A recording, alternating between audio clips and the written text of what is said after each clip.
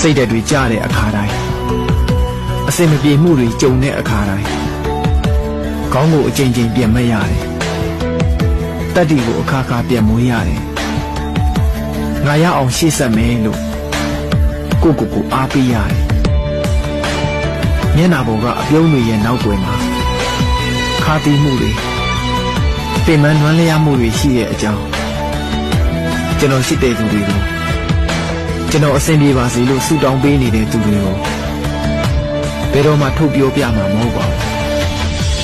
ဘယ်လောက်ရှင်သန်နေရအောင်မှမသိနိုင်တဲ့လက်ကျန်နေဆွဲတွေမှာကျွန်တော်ရဲ့ရှင်သန်မှုတွေကအနှဲငယ်လေးပဲဖြစ်ဖြစ်အတိတ်ပဲရှိခဲ့ခြင်းပါသေးတယ်